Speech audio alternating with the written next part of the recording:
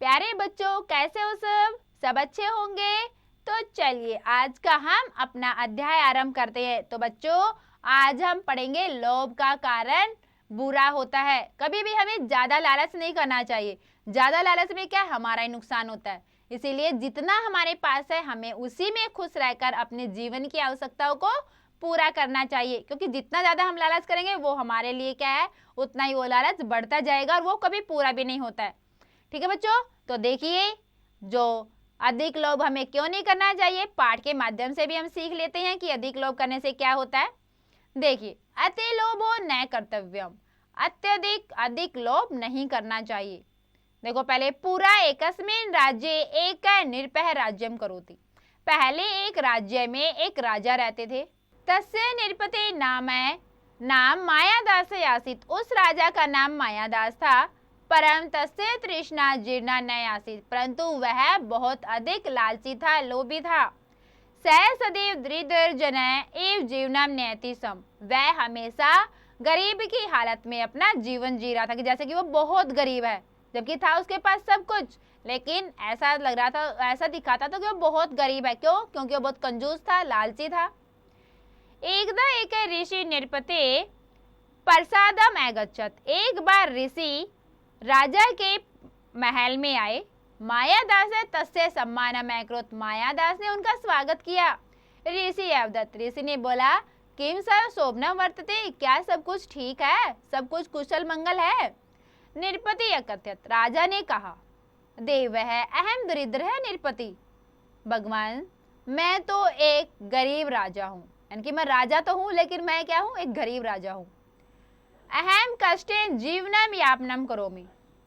मैं बहुत ही कष्ट से अपने जीवन का गुजारा कर रहा हूँ। ऋषि अकथयत्। ऋषि ने कहा, इप्सतम वरम वरय। कोई भी वर जो तुम मांगना चाह रहे हो मांग सकते हो। राजा अवदत्। राजा बोला, यदि भगवान मम सेव्या संतुष्ट है तर्हि महाम इदम वरम यच्छतु। यदि आप मेरी सेवा से संतुष्ट हैं तो मुझे ऐसा वर दीजिए कि मैं अस्यपि पदार्थ स्पर्शम करवाणी तदा सो वर्णम भवतु। कि मैं जिस भी पदार्थ को स्पर्श करूं वो सोने का हो जाए। ऋषि तथास्तु इत्युक्त तथा चलित। ऋषि ने उसको तथास्तु बोला, आशीर्वाद दिया और चले गए कि भाई ठीक है, तुम स्पर्श करो चीजें और बनाओ सोने की। मायादास ऋषि वार्कस्य परीक्षाम कर्तुम शीघ्रम तत्र स्थितानि वस्तूनि असप्रशत। मायादास ने जल्दी से ही मैं ऋषि के आशीर्वाद की परीक्षा लेने के लिए बहुत जल्दी वहां पर रखी हुई सारी चीजों को छुआ। स यानी वस्तुनि असप्रशत तानि सुवर्णानि जातानि। वह जिन भी वस्तुओं को स्पर्श करता सब सोने की हो जाती। एतद् दृष्ट्वा स अतीव प्रसन्न अभवत्। यह देखकर वो बहुत खुश हुआ। तस्य तृष्णा अवर्धत। इस प्रकार उसकी लालसा बढ़ती गई कि हाँ भाई सारी चीजें सोने करी, फटाफट सारी चीजों को सोने की बना लेता हूँ स्पर्श करके, छू कर। स शब्दी सर्वाणी वस्तुनि असप्रश।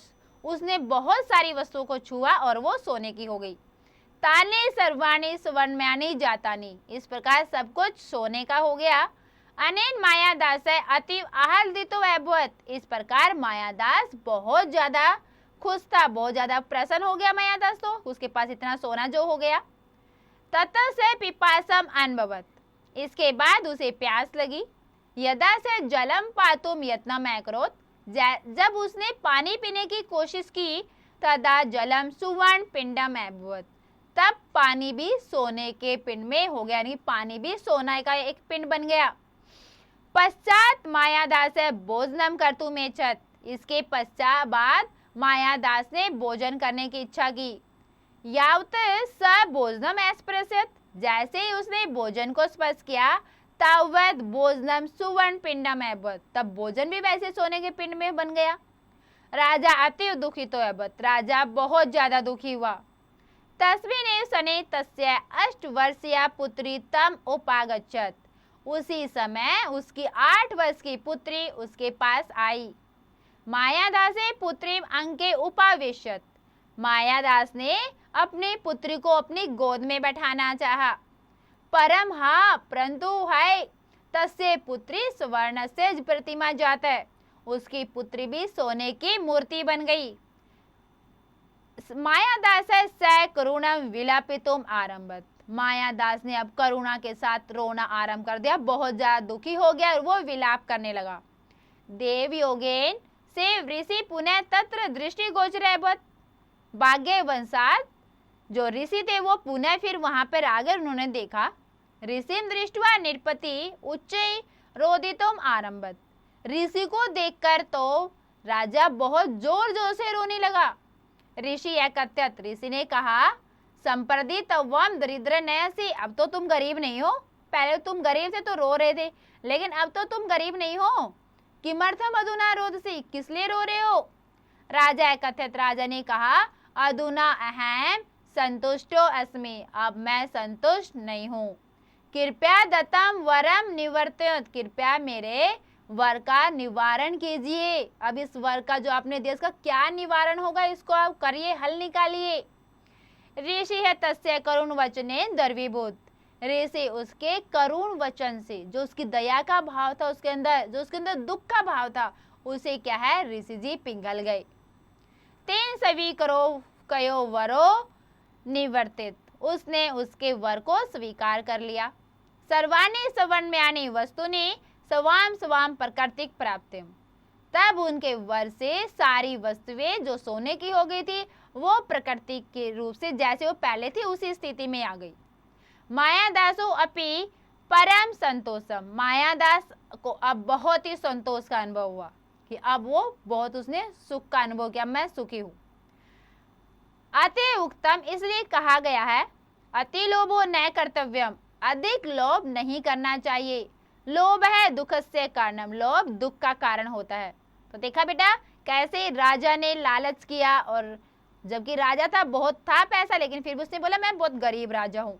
तो देखा कैसे वरदान मिला, सारी वस्तुएं खाने पीने की, बच्चे भी, उसकी बेटी भी सोने की हो गई।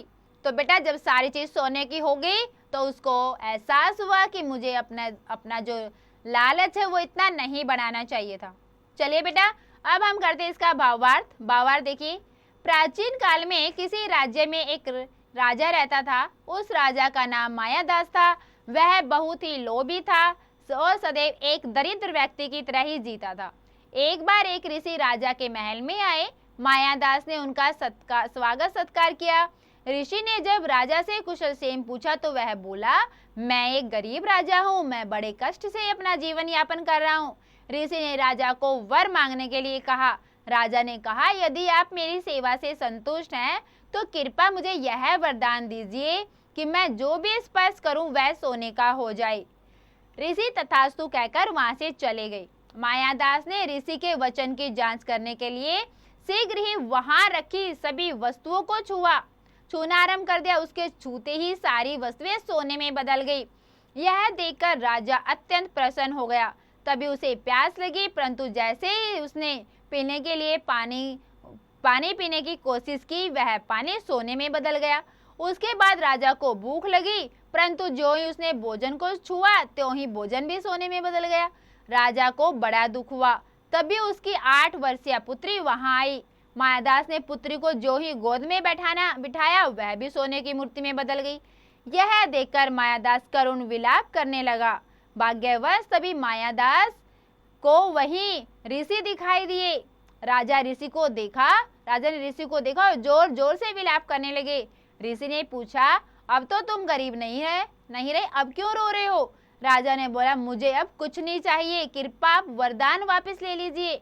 राजा की विनती सुनकर ऋषि ने अपना वरदान वापस ले लिया। तत्पश्चात सभी वस्तुएं पुनः अपने प्राकृतिक रूप में आ गई। मायादास भी परम संतुष्ट हो गया। इसीलिए कहा गया है अधिक लोभ नहीं करना चाहिए, क्योंकि लोभ ही दुख का कारण है। तो सब बच्चों को समझ में आ गया पाठ। तो चलिए बेटा अब हम करते हैं अभ्यास कार्य। देखिए अभ्यास कार्य में निम्नलिखित प्रश्नों के उत्तर दीजिए। पहला है निरूपित है कथम जीवती समय, जो राजा है वो अपना कैसा जीवन जी रहा था। तो क्या लिखेंगे, निरूपित है तस्या जीर्णा निवसति सम, यानी कि जो राजा है वो अपना बहुत ही गरीबी से जीवन जी रहा था। तस्या जीर्णा, ठीक है बेटा। दूसरा प्रश्न है इसका, नृपति ऋषि किम अकथयत्, राजा ने ऋषि को क्या कहा। फिर ऋषि नृपतितम किम अकथयत्, ऋषि ने राजा को क्या कहा। फिर नृपति किम किम स्पृशत्, राजा ने क्या क्या चीजें स्पर्श की। ऋषि दृष्ट्वा नृपति किम अकरोत्, ऋषि को देखकर राजा ने क्या किया। तो बच्चों पाठ तो आपने बहुत ध्यानपूर्वक सुना है, बहुत अच्छे समझा सब बच्चों ने। तो बच्चों इन सब के आप प्रश्नों के उत्तर संस्कृत में अपने आप से देंगे। ठीक है बेटा, आगे देखिए। दूसरा प्रश्न है हमारा, रिक्त स्थानों की पूर्ति कीजिए। नृपति नाम है डैश आसित, तो नृपति जो राजा का नाम क्या था, मायादास। मायादास है ऋषि डैश अकरोत्। तीसरा है नृपति तत्स्थितानि सर्वाणि डैश अस्पृशत्, मायादास है सैक्रूणम डैश आरंभत, ऋषि नृपति डैश द्रवीभूत है। तो बच्चों ये रिक्त स्थानों की पूर्ति आप स्वयं करेंगे अपने आप से। तो तीसरा प्रश्न देखो बेटा क्या करना है, निम्नलिखित अवतरण का हिंदी अनुवाद कीजिए। आपको एक अवतरण दिया गया, इसका आपको हिंदी अनुवाद करना है। पहला है बेटा, एकदा एक है ऋषि नृपति प्रसादम अगच्छत्, एक बार एक ऋषि राजा के महल में आए। मायादास तस्य समानम अकरोत्, ऋषि अवदत् किम सर्वम शोभनम वर्तते, नृपति अकथयत् देव अहम दरिद्र नृपति अहम कष्टेन जीवन यापनम करोमि। तो बच्चों इस अवतरण का आपको हिंदी अनुवाद करना है। आगे बेटा प्रश्न 4 में आपको क्या करना है, निम्नलिखित वाक्यों को संस्कृत में अनुवाद कीजिए। पहला है, किसी राज्य में एक राजा रहता था, तो हम क्या लिखेंगे, कस्यचित् राज्ये एक निरपः निवसति सम। ठीक है बच्चों, वैसे फिर अब आपको वह बहुत ही लोभी था, एक ऋषि राजा के महल में आए, यह देखकर राजा अत्यंत प्रसन्न हो गया। लोभ ही दुख का कारण होता है। तो बेटा इन सब का आपको संस्कृत में अनुवाद करना है, सब बच्चे बहुत अच्छी प्रकार से करेंगे। अब क्या है बेटा, आपकी क्रियाकलाप एक्टिविटी क्या करनी है बच्चों, आपको देखिए लोभ विषय पर आधारित एक चित्र कथा अपने अभ्यास पुस्तिका में लिखिए। लोभ विषय यानी कि लोभ के विषय में, एक तो ये कहानी है आपकी, तो आपको क्या करना है, लोभ विषय पर आधारित एक चित्र कथा, ठीक है, चित्र कथा लिखना जिसमें चित्र भी हो, तो वैसी क्या करना है आपको अपने अभ्यास पुस्तिका में लिखनी है। उसके बाद है बेटा समूल्यांकनम, इसमें आपको क्या करना है, समूल्यांकनम में मूल धातु लकार पुरुष और वचन लिखने हैं। तो जैसे आरंभत, इसमें है आरंभ धातु, लकार है यहाँ पे लंग लकार, पुरुष है यहाँ पर प्रथम पुरुष, वचन होगा एक वचन। आगे है जैसे उपागच्छत, वर्य, आगच्छत, अकथयत्। तो बच्चों सब में आपको मूल धातु लकार पुरुष और वचन लिखने हैं। आगे बेटा मूल्यप्रक प्रश्न, इसमें आपको क्या करना है, यदि आप राजा के स्थान पर होते तो ऋषि से क्या वरदान मांगते। मान लो जैसे ऋषि आए, जैसे वो थे भगवान जी थे वो तो जो कि वरदान देते, मान लो आपके सामने आए तो आप क्या वचन मांगो, क्या वरदान मांगोगे आप उनसे। राजा ने तो मांगा कि मैं जिस चीज को स्पर्श करूँ सोने का हो जाए, तो आप क्या मांगेगी। तो बेटा बड़ा ही सोच समझ के करना, राजा की तरह एकदम मूर्खता से इसका आंसर मत लिखना, उत्तर मत लिखना। तो बड़ा ही सोच समझ कर लिखिए कि यदि ऋषि आपके पास आए तो आप उनसे क्या मांग दे। तो बच्चों ये प्रश्न आपको लिखना है, अच्छी से इसका सोचकर उत्तर बताना है आपको। तो बेटा देखा सबने कि लोभ जो है वो कैसे हमारे विनाश का कारण होता है। तो हमें कभी भी अपने जीवन में लालच नहीं करना चाहिए, जितना हमें हमारे पास है, भगवान जी ने जितना हमें दिया है उसका हमें खुशी खुशी उपयोग करना चाहिए। ठीक है बच्चों, तो सबको पाठ अच्छे समझ में आया होगा। तो बच्चों आप इसका एक बार और दोबारा से अभ्यास अवश्य करें।